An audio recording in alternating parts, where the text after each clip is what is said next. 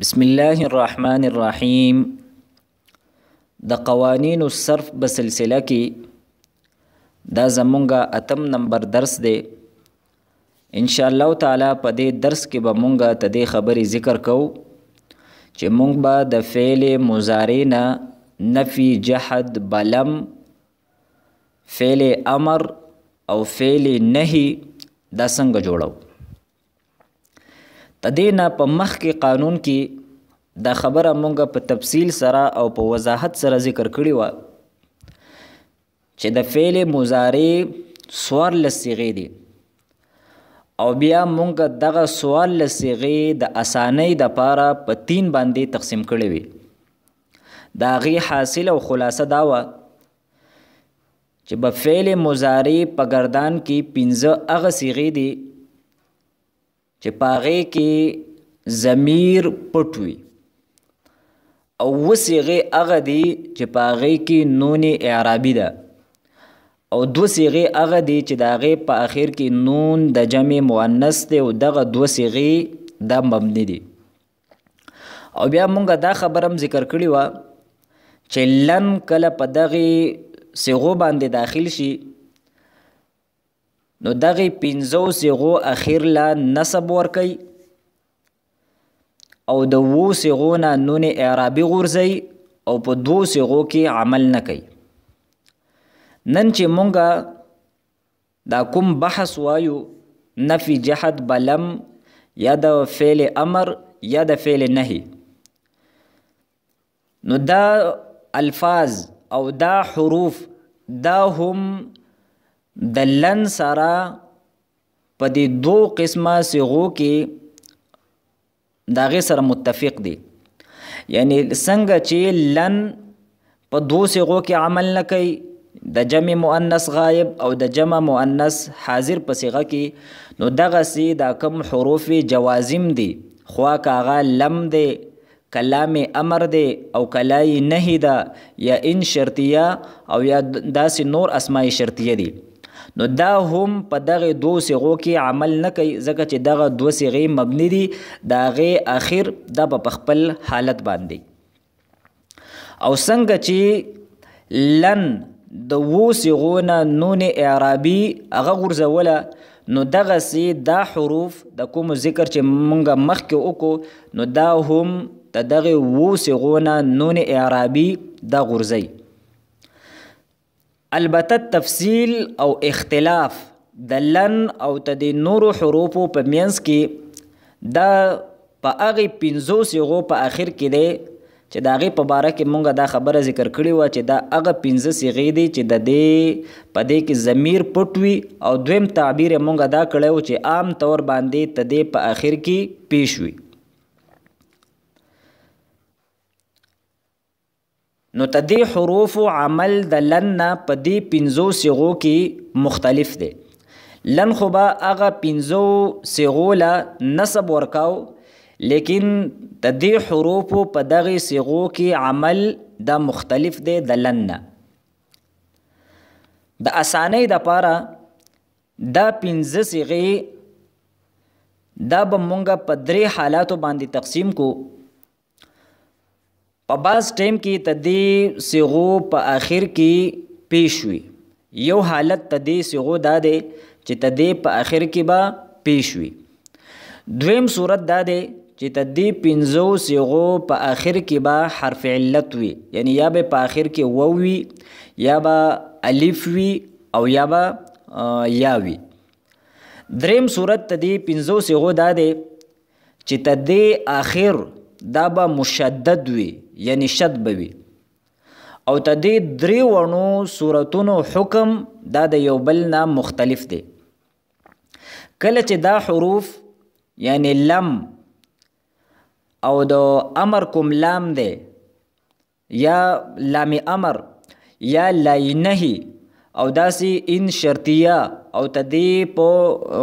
دې سره چې کم نور حروف دي او هغه مضارع له جزم ورکوي نو کله چې دا حروف په دې 15 صیغو باندې داخل شي او تدې په دې آخر کې پیش وي نو دا 15 حروف دغه حروف دې 15 صیغو له جزم ورکوي لکه مونږ به مثالونه عرض کو لکه یضربو تضربو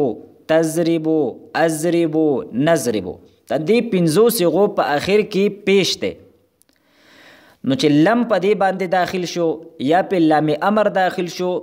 یا په لای نه داخل شو نو د دې 5 صيغو په آخر کې کوم پیش دی نو دا پیش دا به په جزم سره بدلیږي نو مونږ به بیا داسې وایو لم یضرب لم تضرب لم تضرب لم اضرب لم نضرب یا لام امر که به مونږ داخلو لیضرب لتضرب اضرب او لاضرب لنضرب یا لاینه په مونږ داخلو لا یضرب لا تضرب لا تضرب لا اضرب لا نضرب خوا که معلوم وي او که مجهول وي په دواړو صورتونو کې به دغه پیش د په جزم سره بدلی دا خو ته دې 5 صيغو یو حالت شو دویم حالت مونږ ته دې 5 صيغو دا وایو چې ته دې په آخر کې پیش نه وي بلکې ته دې په آخر کې حرف علت وي یعنی ته دې په آخر کې واو وي یا الف وي یا یا وي نو کله چې دا حروف جوازم په دې 5 صيغو باندې داخل شي نو ته دې په د آخر کې چې کوم حرف علت دی نو دغه حرف علت دا به غورځي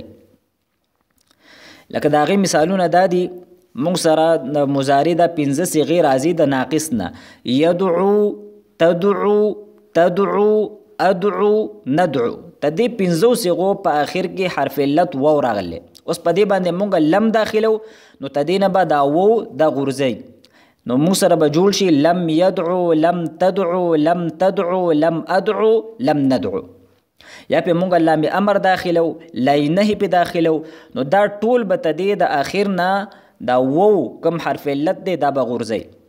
او خوا که د دې 5 صيغو په اخر کې یا راغلی وي نو یا به غورځي لکه موږ سره گردان دی د يرمي يرمي ترمي ترمي ارمي نرمي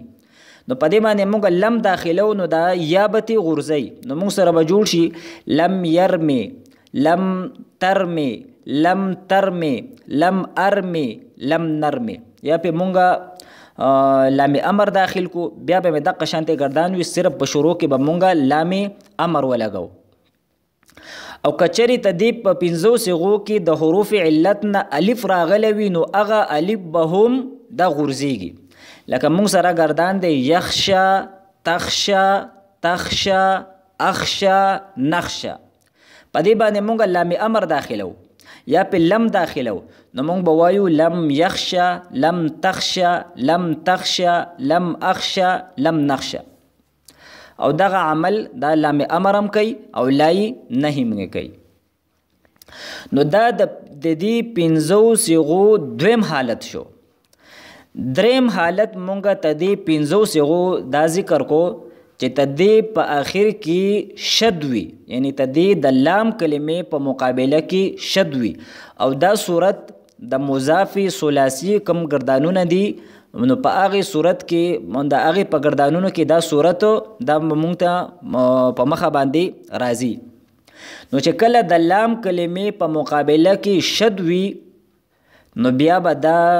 د 2 حالونه خالی نه وي کچری تدغی مضارع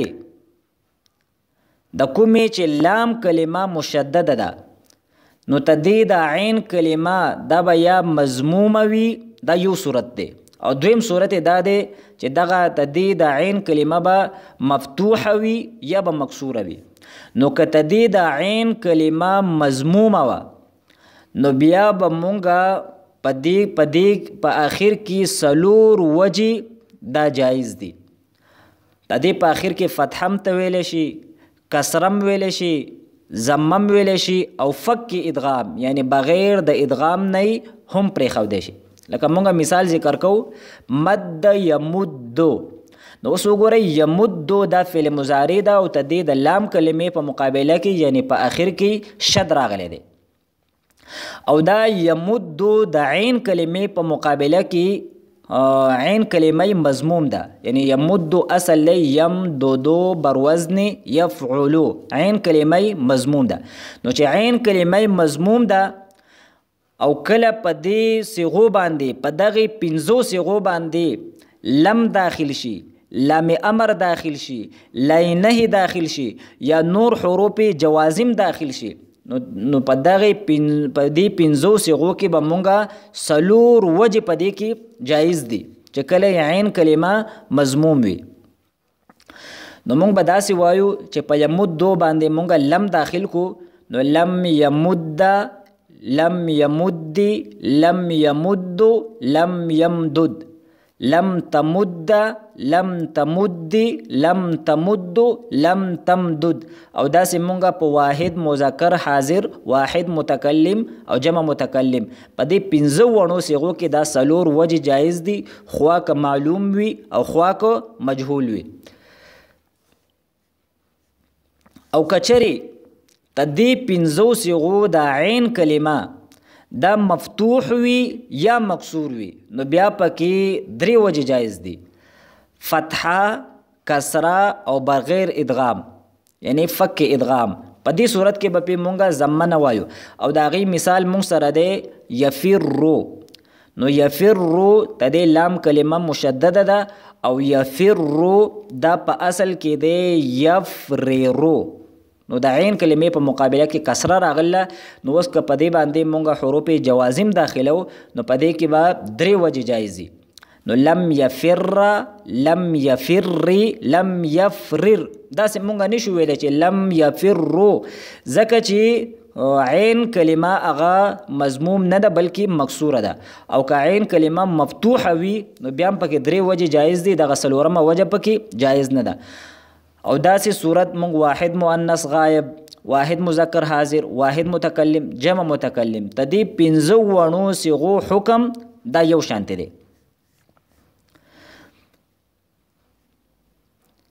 البته د نفي، جحد، بلم او د امر او د نهي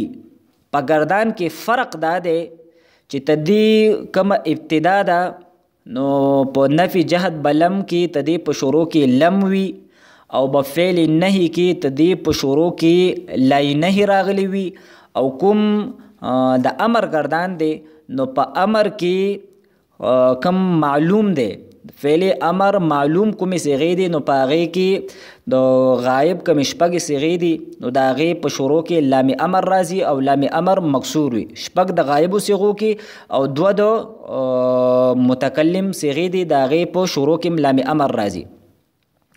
او کوم د حاضر شپږ صيغې دي، نو د هغې په شروع کې لام امر نه راځي، او انشاءالله د هغې کوم تفصیل دی او کومه طریقه ده، نو هغه به مونږه د امر حاضر معلوم کوم قانون دی په هغې کې په تفصیل سره ذکر کوو. او کوم امر مجهول دی، یعنی مجهول صيغې دي، نو د هغې په دا کومې حاضر صيغې دي په هغې کې هم بیا لام امر راځي. یعنی د مجهول چې 14 واړه صيغې دي، د هغې په ابتدا کې لام امر دا راځي، بیا په هغې کې د امر حاضر کوم قانون دی هغه نه جاری کیږي. نو موږ سره دا خبره معلومه شوه چې د نفي، جحد، بلم، د فعل امر او کم فعل نهي ده، نو تدې درې واړه قسمه گردانونو کم آخر دی، نو دا یو شانتی دی. او د لن او یا کم نور حروف ناسبه دي، د هغې او د حروف جوازم د هغې په خپل منځ کې مناسبت دا شو چې لن دا دوه صيغې په دوه صيغو کې عمل نه کوي، او د اوو صيغو نه نون اعرابي غورځوي، نو په دې عمل کې تدې سره حروف جوازم هغه مشترک دي او موافق دي. البته په دغه پنځو صيغو کې د لن او د حروف جوازم عمل هغه مختلف دی. لن ولا نصب ورکوي، او حروف جوازم د هغې په باره کې بیا مونږ تفصیل وایو چې د هغې درې حالتونه شو. یو قسمه هغه حالت دی که د دې صيغو په آخر کې پیش وي، نو دا حروف جوازم ولا جزم ورکوي، او که چیرې پیش نه وي بلکې حرف علت وي، نو دا حروف جوازم ته دغه حرف علت دا غورځوي. او که چیرې نه پیش وي او نه جزم وي بلکې ته دې لام کلمه دا مشدده وي، نو مونږ بیا ویل چې بیا هغه په دوه قسمه باندې ده. که د دې عین کلمه مضموم وي، نو بیا په دې کې څلور وجې جایز دي. او کچری عین کلمه تدې مضموم نه وي بلکې مفتوح وي یا مکسور وي نو بیا په دې کې درې وجې جایز دي نو دا تدې قانون حاصل او خلاصه شوه. واخر دعوانا ان الحمد لله رب العالمین.